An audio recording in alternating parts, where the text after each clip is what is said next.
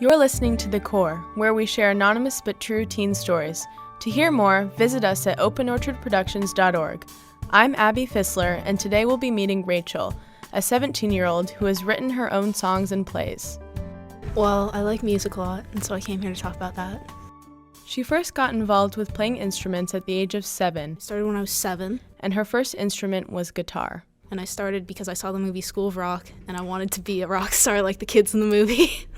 Her love of music blossomed into attending concerts. When I was 13, I saw Paul McCartney at the Hollywood Bowl, and that's what really got me serious about it because I thought it was such a great concert. And I started exploring music more than I had been previously, and like 60s and on. And now I have a huge collection of music, and it all blossomed from that one night.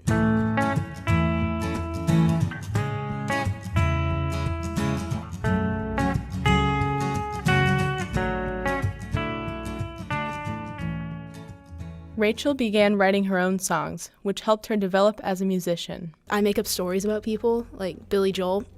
I take influence from him because he'll just create characters and write stories about them, and I do that. 'Cause it's okay, I'll be over it soon. It's okay, I'll be over it soon.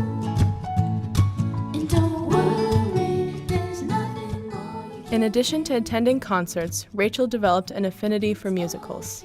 Well, I had seen the Book of Mormon in February, and it really instilled in me that music can tell stories. I just started really listening to musicals a lot. I bought like 20 soundtracks, just old and new, and they were all really good. And they told the story, which is what I find amazing. Her love of music combined with theater led her to write a play filled with her own compositions. I love this musical. I wrote it. It all started, I was sick one day, and I wanted to write a song about being sick, and then I thought, that's boring. Let's write something else. And so I wrote a song about a guy who goes into work, and he's sick. He tells his coworkers, and they're like, no, you're morally sick. Like, you do all these horrible things, and they proceed to list them. Who sleeps with girls rather still have boyfriends? Who runs a Ponzi for the weekly stipend? You do, you're sick. I don't run a Ponzi.